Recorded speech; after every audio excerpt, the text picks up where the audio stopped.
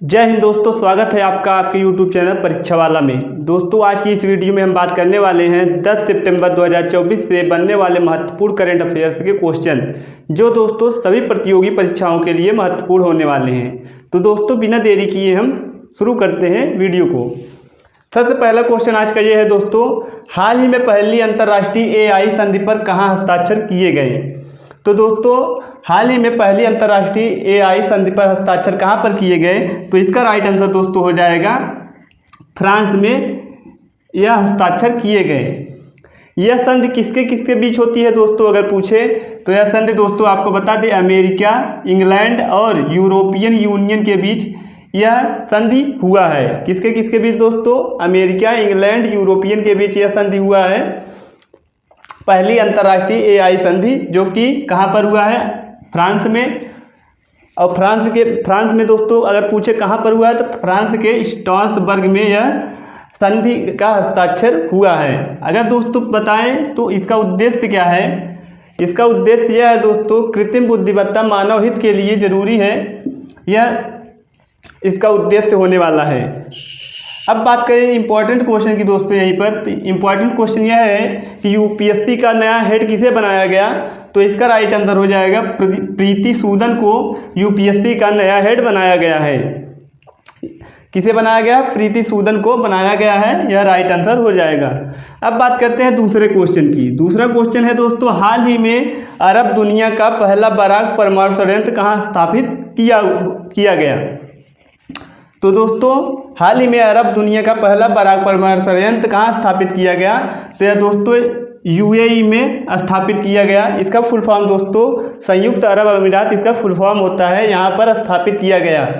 यह दोस्तों बिजली उत्पादन के लिए शुरू किया गया है बराक परमाणु संयंत्र। इसका उद्देश्य क्या होने वाला है दोस्तों, इसका उद्देश्य है कार्बन उत्सर्जन को कम करना, इसका उद्देश्य होने वाला है। तो इसका राइट आंसर क्या हो जाएगा दोस्तों, संयुक्त अरब अमीरात इसका राइट आंसर हो जाएगा।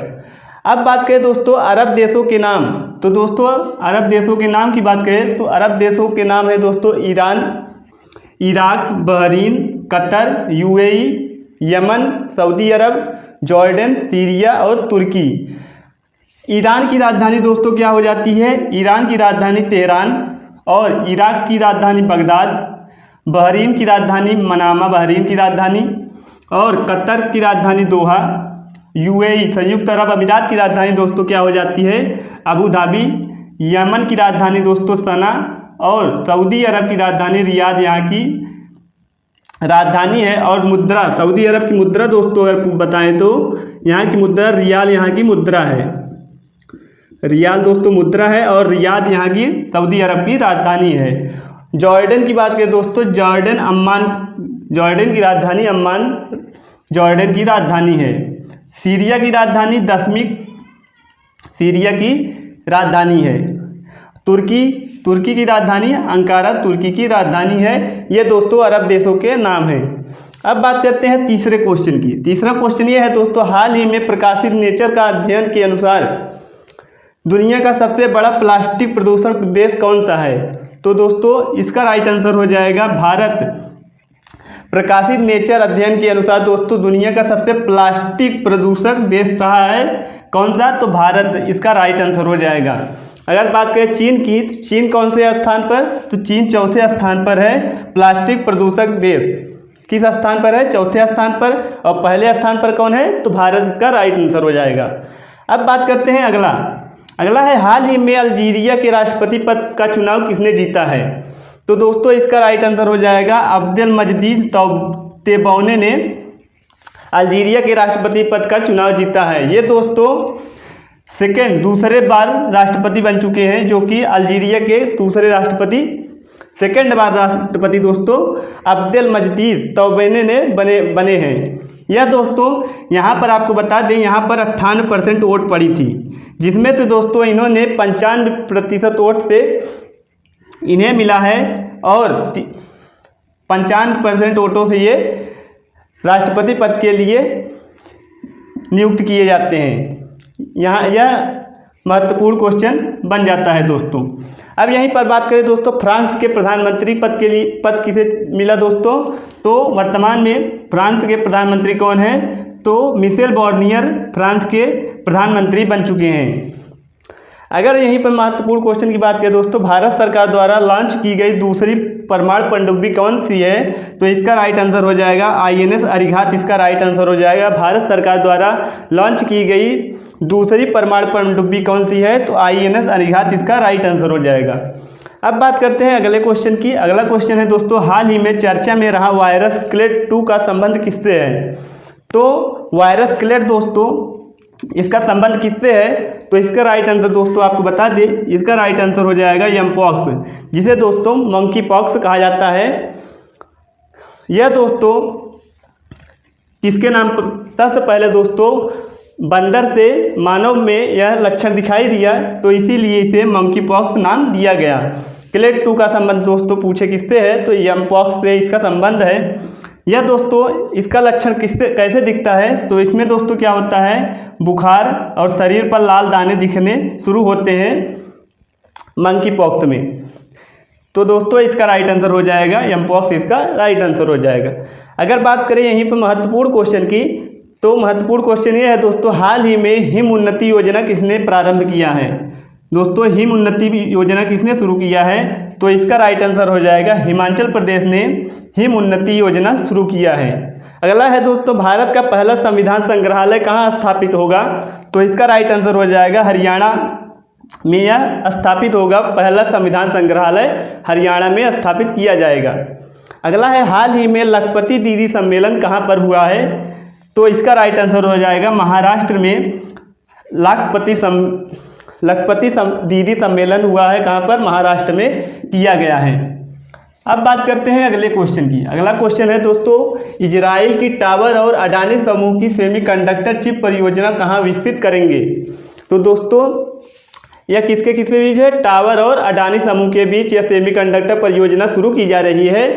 यह कहाँ विकसित करेंगे दोस्तों, तो यह महाराष्ट्र में शुरू करेंगे।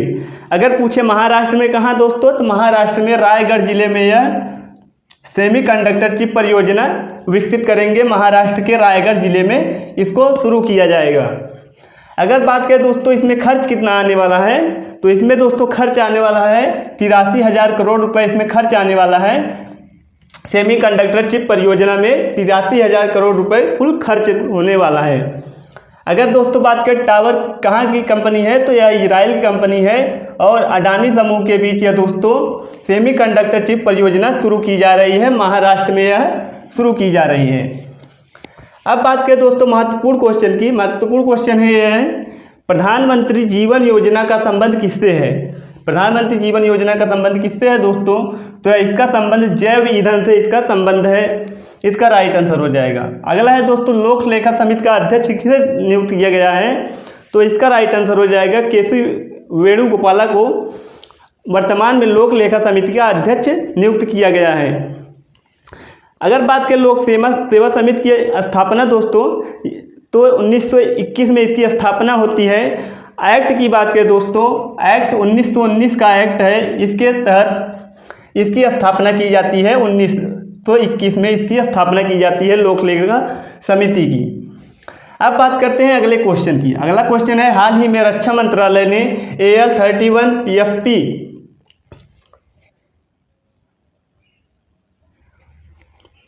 इंजन के लिए हिंदुस्तान एरोनॉटिक्स लिमिटेड के साथ अनुबंध किया है। इसका संबंध किससे है, तो इसका राइट आंसर हो जाएगा, इसका राइट आंसर हो जाएगा सुखोई 13 MKI इसका संबंध है इससे। इसमें दोस्तों एक साल में 30 इंजन बना के देगा दोस्तों। कौन देगा, HAL हिंदुस्तान एरोनॉटिक्स लिमिटेड के साथ संबंध हुआ है। किसके बीच दोस्तों हुआ है, अगर बात करें यह एग्रीमेंट किसके बीच हुआ है, तो दोस्तों रक्षा मंत्रालय और HAL हिंदुस्तान एरोनॉटिक्स लिमिटेड के साथ यह एग्रीमेंट किया गया है। इसमें दोस्तों एक साल में 30 इंजन बना के देगी HAL कंपनी और 8 वर्ष में 240 इंजन बना के देने वाली है। इसका प्रयोग किस में होगा दोस्तों, सुखोई 30 MKI में इसका प्रयोग होने वाला है इस इंजन का। अगर बात करें महत्वपूर्ण क्वेश्चन की, महत्वपूर्ण क्वेश्चन ये है दोस्तों, पहला राष्ट्रीय अंतरिक्ष दिवस कब मनाया गया? तो 23 अगस्त को पहला राष्ट्रीय अंतरिक्ष दिवस मनाया गया। अगला क्वेश्चन है, हाल ही में नुआखाई उत्सव का आयोजन कहाँ पर हुआ? तो दोस्तों नुआखाई उत्सव कहाँ पर हुआ? तो ओडिशा में यह मनाया जाता है नुआखाई महोत्सव। नुआखाई दोस्तों दो शब्दों से मिलकर बना है, नुआ और खाई। नुआ का अर्थ होता है दोस्तों नया और खाई का अर्थ होता है चावल। दोस्तों जब अच्छी फसल आती है तो उसके उपलक्ष्य में यह नुआखाई उत्सव मनाया जाता है ओडिशा में। यह दोस्तों फसल संबंधित त्यौहार होता है, यह ओडिशा में मनाया जाता है। अब बात करते हैं अगले क्वेश्चन की। अगला क्वेश्चन है, हाल ही में अपने देश के लिए पहला यूएस ओपन टेनिस का खिताब जीतने वाले जैनिक सिनर का संबंध किससे है? तो दोस्तों यह किस देश से इनका संबंध है? तो इनका संबंध दोस्तों इटली देश से संबंध है। ये दोस्तों पहला यूएस ओपन टेनिस का खिताब जीतने वाले देश के इटली देश के रहने वाले हैं दोस्तों। अगर बात करें दोस्तों, यह यूएस ओपन टेनिस का खिताब जो है दोस्तों, यह साल का अंतिम ग्रैंड स्लैम होने वाला होता है। अगर बात करें मेल और फीमेल की, दोस्तों मेल में किसे मिला है? तो जैनिक सिनर जो कि इटली के रहने वाले हैं। यह दोस्तों इन्होंने इटली का पहला यूएस ओपन ग्रैंड स्लैम जीता है।